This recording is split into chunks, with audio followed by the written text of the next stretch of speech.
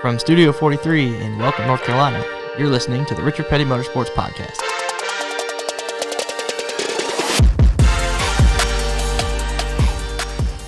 Hey, what's up, guys?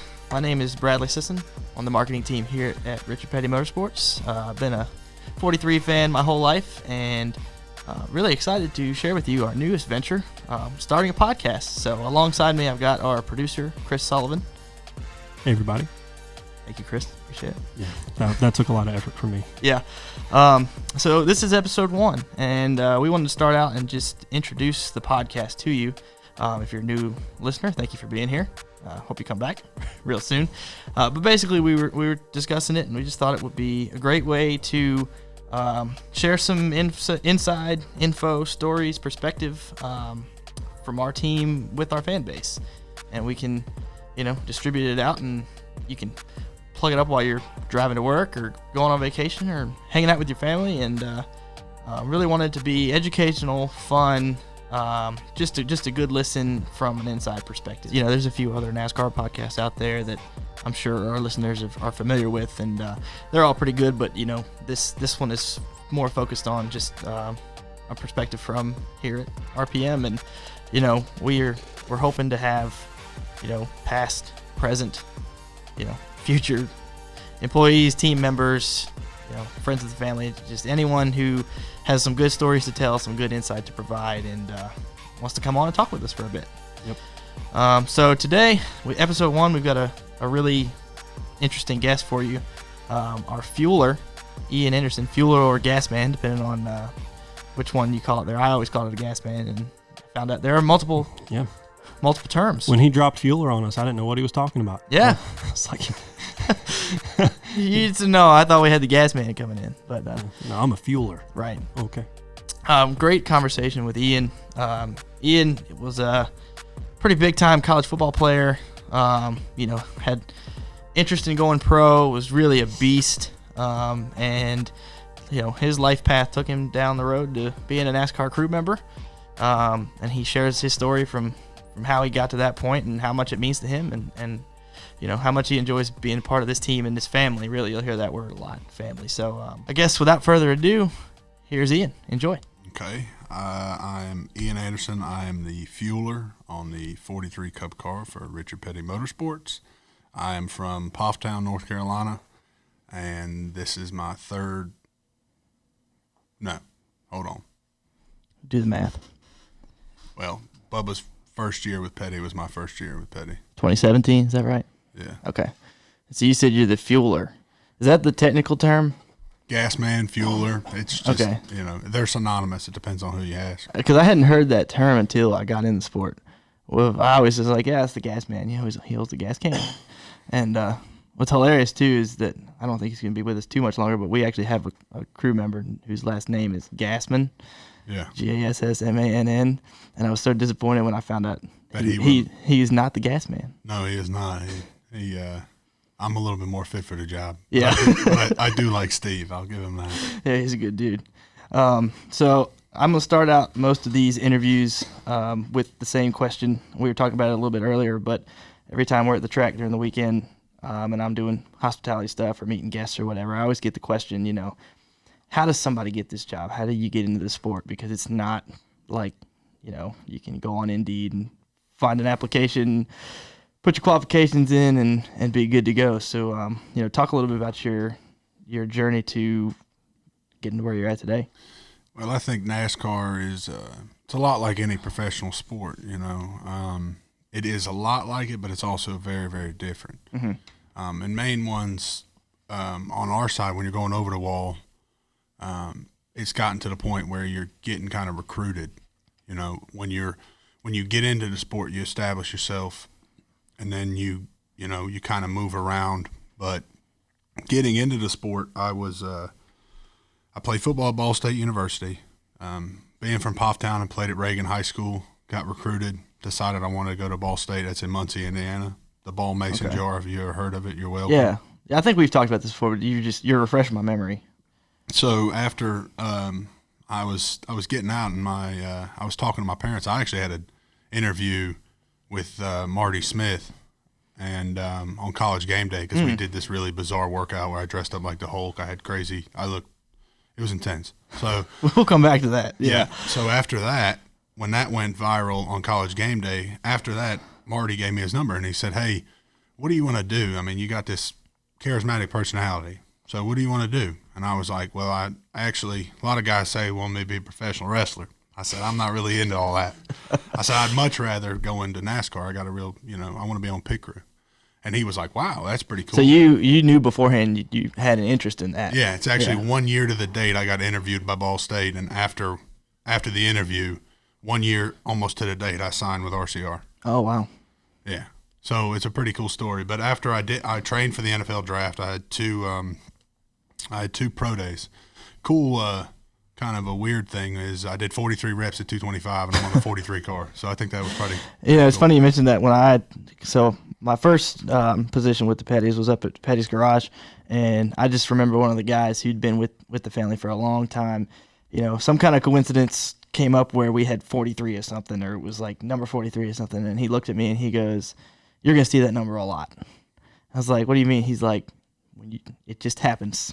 You'll notice it." And he wasn't lying. That I see the number 43 in so many things that happen just coincidentally throughout the day, or just in life. And it's every time I see it, I think of what his name was Bruce. I think of what Bruce told me. He's like, "You're gonna see that number pop up." So it's funny you mentioned that because it's not just me. Yeah, no, it's not just you. So then after that, I got recruited by Hendrick Motorsports. So they go to the coaches' clinics, they recruit guys, and what they do is they bring about 100 of us in, and then they knock that number down to about 60, and then invite about 30 of us back for a kind of like a camp, like it's like 2 or 3 days long.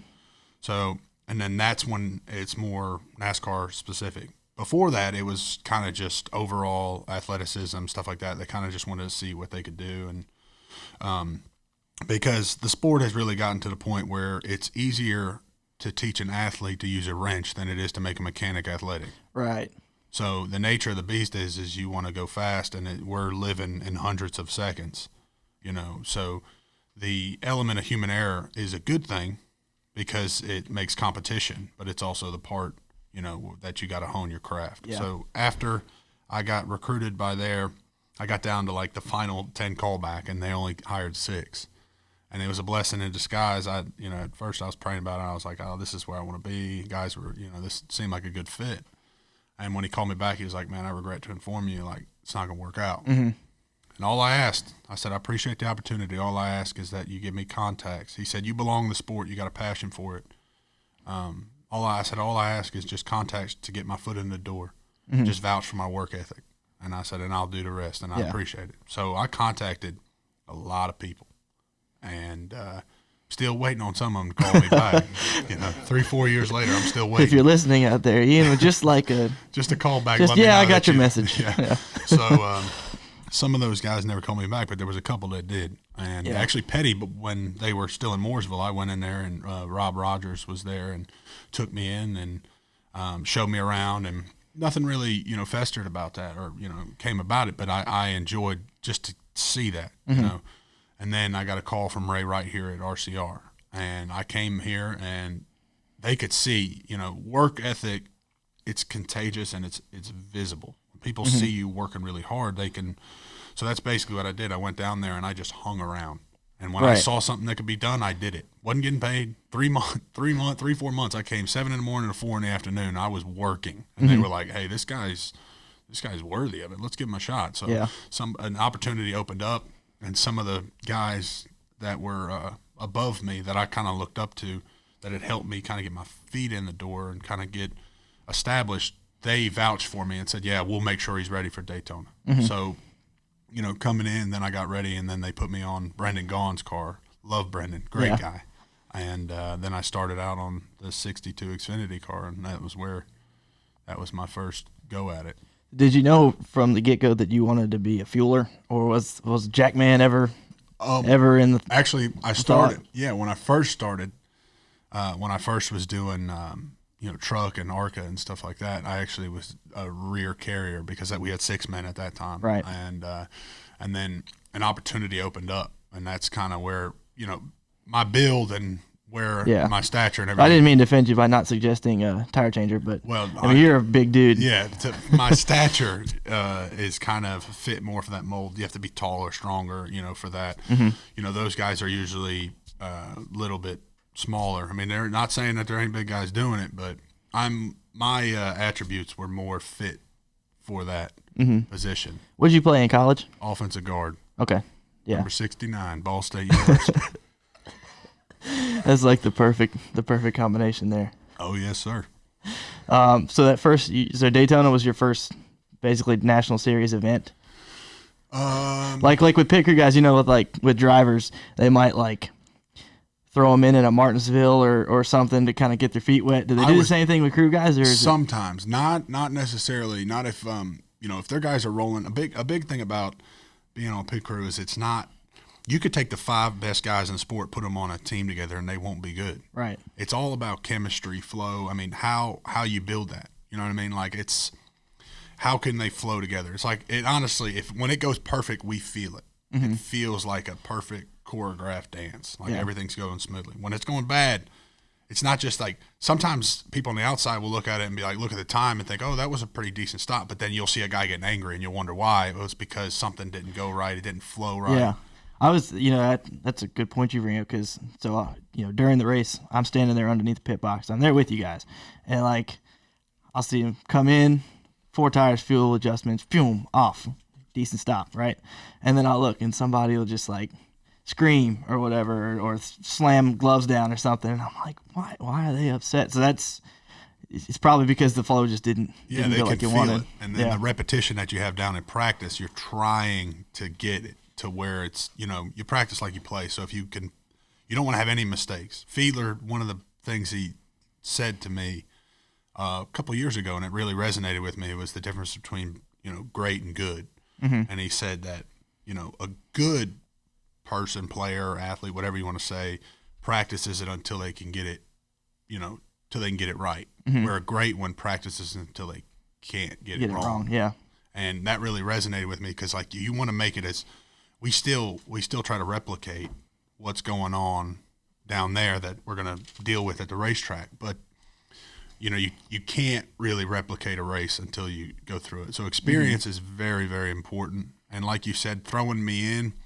Yeah, was that nerve-wracking? Absolutely, because for you, you played college football at a very high level. So, it's not like it's the first time you've been in live competition. I love the pressure. Yeah. I told my dad, I said, one of the coolest things about being in NASCAR that you can't really replicate is when you were the nerve feeling. Like I said, in football, there's lulls.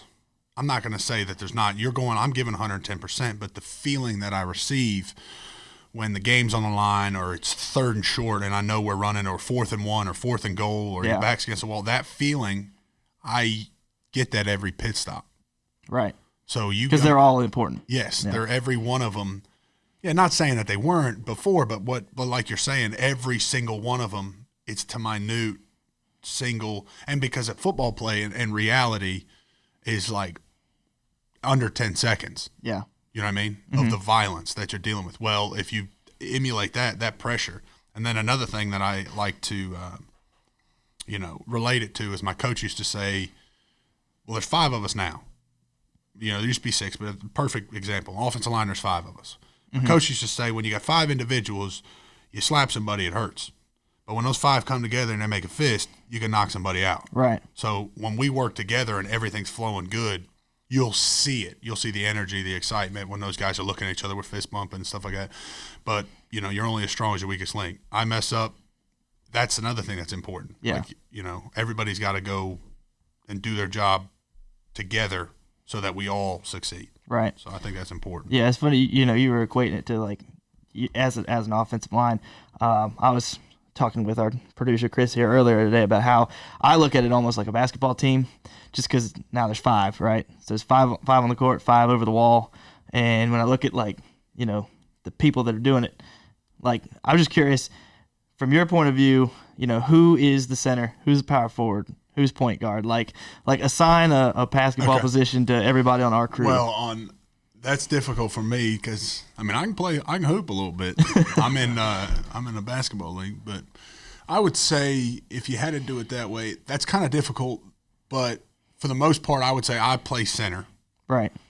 Our point guard and our two guards would probably, I would have to say, are your changers. Yeah. And then you would say, I'd probably say a carrier would be your small forward, and then your power forward would be your jackman. If I said it was an offensive line, your center typically is the guy that everything is built around. And the way that management and the way the stop, and maybe this is a better analogy too. The way the stop is now, the center of it is your jackman. Gotcha. Because Doug's having to do two rolls rather than one. I mean, he's having to come around, post a car, where he used to just rip the right rear off, flip it, come around, and then just jack the car. Well, now he's got to be perfect. He's got to come around, post the car, index the tire, come back to the jack, drop the jack, run around the car, post the left side, and then take it from the hip while that guy's already hit his lug, boom, and he's got to hang it, and he can't miss. Yeah. So Doug, obviously the nature of the pit stop has kind of rotated to where it was all about lugs. It's still all about lugs, but I'd say the center is definitely the jackman. And then I don't really know where I fall into the offensive line because a tackle, maybe, if we're on front side, or if I'm on backside tackle and we're running zone right, maybe. But yeah, that's interesting. The jackman's definitely going to have a big role, even maybe more so next year with some of the changes that they've made, which will be. So will I. I got to be a lot faster. Right. That's what I was going to ask you. So what they've announced or what they've talked about is that they're going from in theory 0.8 to 0.5 seconds per change with the 5 to 1 lug nut change. So is the focus, do you think, and this is obviously speculation because we'll find out when it comes, right? But do you think the focus will be, okay, we got to get fuel in the car faster, or we need to make sure we time our stops right to where we have enough fuel in the car? Does that make sense? That'll be strategy. That's the beauty of it. Yeah. Because it'll either be I'm going to try and go longer, or I'm going to try to go shorter and pray for a caution. Because when it boils down, that's going to be all on our show. Honestly, maybe I don't know. Mm-hmm. That's going to be all on them because I'm a foot soldier. Right. Well, but I think what you're proving, the point you're proving is that there's still going to be some excitement for the fans. If not, just as much with it. You may take. I don't even want to say you take away an element. You change one element, right? And so it'll be different. Yeah, definitely. But where that may seem like okay, it's going to be easier to get a wheel on and off. Now you got to think about your fuel, right? Because and the jack, right? Because he's going to have to be hauling the mail coming around because the one thing that I've heard and kind of seen, you still can miss the hang. Not very likely because it has the studs on the back. You can still kind of miss the hang, but that's not going to be. You're talking studs on the back of the wheel. Yes, right, on the hub. There's five. There's indentions of the back on the new wheel. Right, the one lug one, and then it can you can get that. That's not going to be a problem. You can't just toss it up there, and then think you're going to ride it on. No, right. There's still a small. It's very little, but the other thing is you can't spool the gun up. You'll strip the lug. You actually got to set it on there and pull it off. So it's going to be about the timing on how well that guy. So the tire changers are still going to be the same guys, in my opinion, just because of the simple fact that those guys have mastered the craft of hand-eye coordination. Like when you watch it now, it's fascinating. Even in slow motion, it still doesn't make sense how their brain can, be able to differentiate. Especially if they miss one, to be able to come across again. But the one lug, it'll change, like you said. Yeah. I guess we'll find out. Yeah. I keep an optimistic, open mind for things, especially when, changes are going to happen. They're going to get put in place, and we've got to adapt one way or the other. Absolutely. So, I look forward to the new, because everything brings a new challenge. So I'm looking forward to that. But so if you're looking at your 5 guys there, is there somebody you think is like the captain, or is it, or like who is there a head coach? I guess that'd be Ray. Yeah, right? Ray Wright down at RCR. He coordinates our practice. Then we also have a guy that does our workouts. Yeah. So talk about then. See, we've talked about it here. You practice down at RCR, right? Yep. So you guys practice with and around like the 3 and the 8 guys and the ones and the 13. And 13, okay. So anybody on this compound that pits these cars that are on this compound. So we're at the top of the hill. You have the 43, and you got the in-house cars, the 8 and the 3, and then you go to the bottom of the hill and you have the 13. Right. All of those guys practice in that building down there, and we all work out together too. Do you think that helps you a lot, having a bigger group? Yeah, I mean, we still have our continuity, right? With our guys, we're really tight, and some of the teams actually make comments about that, how tight the 43 group is. Oh yeah, there's media members that make comments about how tight our group is. Like our group, our guys, we love each other, and we don't care to show it. You know what I mean? Like I got no problem, and we always got each other's back. Being down there, it's also good because you can always have a little bit of bias when you see things. We help each other down there. Yeah. But does it raise the competition level? It does. It's like, for sure. It's like you've got, is it helpful to have two, 3 other groups of 5 guys that you want to beat every day during the week, not just at the racetrack. Yeah. And it's guys that you get to see every day too. So you got to deal with that.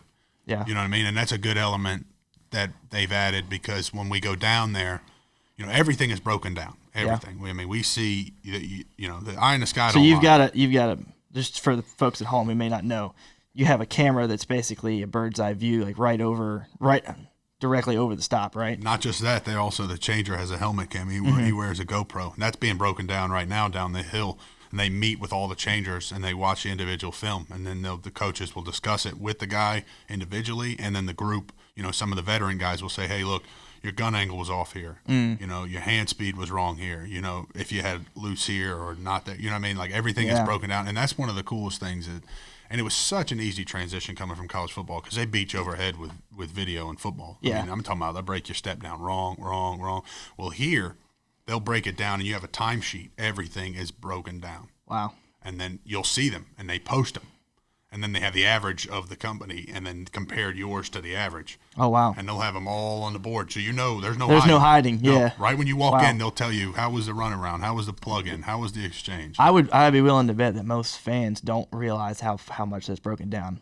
I think they understand that you guys practice during the week, right? And they understand that you're looking at your stop times, but like that's really science in it, pretty good. You have to break it down like that because when you're dealing in small increments of time, we're not talking about seconds, we're talking about hundreds of seconds, thousands of seconds. When you're breaking it down from tenths to, thousands of a second, you need to find where can I gain the advantage? Mm-hmm. Where am I losing my time? How can he do it faster than me? Right. Why is he able to do it? So you break it all down and then you're able. That's got to get frustrating at times too, right? Extremely. Because you're thinking like it's at its core, it's not really all that complicated. It's like mental. It's like we're doing the same exact thing. We're equally equipped to do this thing. Yeah. Yet he's doing it faster than me. That's got to eat at you a little bit, right? It does, and that's the good thing. Yeah. Because when you're in a sport, you got to be competitive. Yeah. If you're not, you're doing it for the wrong reason. Like we love being competitive, and I love, you love, winning. Whether it be your individual battle or the entire war, but you enjoy competing and winning, and that's one of the really, really cool things that we get to do on a daily basis. So this was a really good thing for me because I'm a really competitive person, and it was such an easy transition that I got to feed that element via this, and I still got that family element, and it's way more, especially the thing that I love most about Petty, and I don't know if the thing I love is the closeness of it. NASCAR in its foundation was based on family values. Yeah. And yes, we all compete, and we've said this before when they interviewed me. I always told them, I said, I call it like the traveling circus or circuit. It definitely is, yeah. But you got to, we wave at everybody, and we're friends with all the guys on pit road. But the only reason that, I got to get along with them. I see them 38 weekends out of the year. Right. So why be angry at a guy? I said, but once that green flag drops, we compete until the checkered. Then once it's over, hey, man, congratulations, good job, good for you guys, and then we'll see you next week. Yeah. That's just how it is. That's how it works, because I think there's a lot of fans that may not like – I think there's some attitude towards, especially like the drivers, that it's what's the word I'm looking for? It's like almost they don't like how they're friends. Sometimes like they see drivers hanging out and doing stuff together, and they're like, aren't these guys supposed to be competitors? But I think, you touched on it, when you spend 38 weekends a year traveling the country with the same group of people – you gotta get along. You gotta stay cordial, because if you hated them the whole time, like, it'd be miserable. It's like professional wrestlers. Yeah, but like you said, as soon as the green flag drops, it all goes out the window. That's when you're competing, you're not worried about it. Yeah. Until afterward, then it's like, but you're still gonna have that element like, okay, that guy beat me, now I want to beat him again. I got next week, or next stop or things like that. But if you're right, it'd wear you out if you were pissed at the guy all the time. Yeah. Something that you guys did a piece on this with, I think both NBC and Fox, but a lot of our fans know that we waved everybody, or you guys waved everybody on pit road before the start of the race. We don't need to go into too much detail, but just like, how important is that to you, and why do you enjoy doing that? And is it? All right, I'll give you a synopsis of it. The way I look at it is, when I joined the team, when I was working at RCR, I'd always see it, and I'd be like, okay, whatever. That's their prerogative. And if anybody listening doesn't know what I'm talking about, all 5 of our guys line up on the edge of the pit box. As soon as they say, "Gentlemen, start your engines," and the guys, fire up and start rolling down pit road, if we're in a position where the cars are behind our box, you guys will be out there and you'll wave to every pace car, competitor, and safety vehicle, just as like a sportsmanship, kind of good luck before we all go compete. I try to post videos as much as I can of that. Well, it boils down to the fact that James started it when he was there, and his reason. And James is the carrier, right? Yes, yeah. And James has worked at Petty. I want to say 7 or 8 years he's been at Petty, and I believe he told me when I first got on the team, it was just something you did. You know what I mean? When you got out there, you didn't really understand it because it was a tradition, and NASCAR's about tradition. So when I'm here, this is what they did before I got here. This is paying homage to the guys before me at first. Then I bought into it, and I was like, okay, this makes sense. You get a little bit of, because that green flag hadn't dropped yet, so we're still all those friends. And when I see those guys coming by, you're trying to, just let them know, hey, good luck, be safe, go compete. And like James always says, there's some guys those guys aren't out there, not the guys that are always in the front, but some of those guys that are still competing in the back, their guys aren't out there waving at them or anything. So it's just like, we see you. Good luck, have fun, and then there's also different drivers. They're starting to buy in, I guess. Yeah, I always like it, and I hate to bring up what happened at the end of the 500 there, but it kind of reminds you why you do it, right? Because nobody ever wants to see anybody else get hurt. It's scary. Yeah, it's scary for everybody, right? And so that's it's kind of our way of just saying, good luck, hope, be, like you said, be safe. Wishing the best for you, wishing better for us, right? But so I think it's a really good tradition we've got. I want to also talk about we haven't touched on yet, but your nickname and how that came about. Well, everybody in NASCAR has a nickname, right? I'll go ahead and say mine. So my nickname is, you might hear the crew guys call me Hadley every once in a while, and that came about because like my first weekend on the job, somebody introduced me, I think it was to Philippe, and he got it wrong. That's what he thought my name was, and it stuck. And I thought, it was like, well, it could be worse, so I'll roll with it. If you don't, you better roll with it, because if you don't like it, they'll come up with something different. They'll wear you out on it. Oh, because then they'll really hit you with it. If you're like, I don't really like that, and they're like, good, then it's definitely going to stick. Oh yeah, true. So everybody's got a nickname, and I used to have this when I played ball. I had real long hair, and we're gonna get some photos, maybe a video from you to post along with this, just so people get a visual. Yeah, I was scary looking. I wasn't, my fiance now says she wouldn't have dated me, and I wouldn't blame her. I was terrifying looking. I was the guy when you walk down the road, women were switching their purse to the other side, and clenching. So I was terrifying looking. Kind of like a homeless Jesus that fell into steroids or something. So anyway, I think we got our title for this episode. So I went to the Great Clips right there in Pofftown, and I went in the lady and I said, hey, look. They were like, you have such beautiful hair, yada, yada, yada, and I was like, I want to cut this thing into a mullet, and everyone was like, and the lady was like, I got you, I do about 3 of them a week, and I said, all right, and she said, most of them is old ladies, and I said, well, then, this will be good, let me see if I can get this thing dialed in. So she ends up cutting it into it, and it didn't look bad, it really actually it looked pretty solid. So you look at it, you're like, man, that's kind of majestic. I said, honestly, yeah, I mean, I was like, this actually looks really good. And I was doing it as a joke for July 4th, and then all of a sudden that Hendrick thing. This was right before I was going there, and I was like, "Well, I got a clean cut. I got to think." And I was like, "You know what? I'm gonna leave it." I went over there, and it was just like every one of those guys was trying to take pictures with me, and they thought it was hilarious. And then I went to Daytona. After I came back over here, everyone loved it, and I kept it, until I went to Daytona, and I screwed it all up, and I had to cut my hair off. Yeah, but you didn't explain so what was the nickname? Kenny Powers. Yeah. KP. So they still call me that on pit road. Right. Like guys will say, hey, KP, or, Kenny, or stuff like that. And like at first, I remember I brought my parents down here, and I wanted to show them. Did they not them know about it? No, not really. Yeah. I showed them for family day, and this guy's like, I love Kenny. I mean, and my dad's standing there the whole time like, who is Kenny? You know what I mean? They're like, but the guy's like, I love Kenny. I mean, if, he's just a hard-working guy, and he's just a great guy to be around. And I remember looking over, and I was like, kind of like this awkward silence when my father was just like, cool. Had no clue who he was talking about. And I said, Dad, he's talking about me. He was like, well, that's not your name. And I was like, well, Dad, I realize that's my nickname. And then, we kind of had to explain that to him. But, yeah, it's been after I cut it off, the name still stuck. Yeah. Like, I mean, it hadn't went away. I mean, that's just what you're known for. And, like, James is Rick James. Yeah. And, like, I went into the shop literally last week, and I was talking to some guys, and I was telling them, James, he's working down the hill now. And he was like, James. And he goes, don't know him.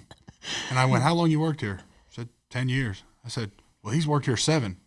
I can't say I know him. I said, Rick. And I have a feeling like this happens probably at more race teams than we think. Oh, probably yeah. more often. And even in our own family, in our backyard. And the guy goes, oh, Rick James? Oh, yeah, I love Rick James. I've known him forever. And I'm like, yeah. No, his name is James Houck. And they're like, oh, yeah. Okay, well, whatever. Rick James, yeah. So that's kind of what I deal with on a daily.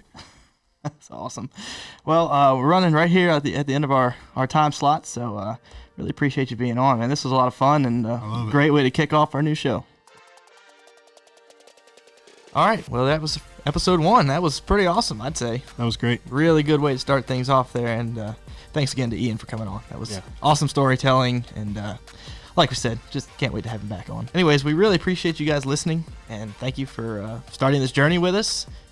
In future episodes, we're really planning to have fan questions. We'd love to be interactive with you guys. We want to know, what do you want to know? What are you curious about? So there's a couple different ways you can submit your fan questions. First, you can tweet us at RP Motorsports on Twitter. Use hashtag RPMPod.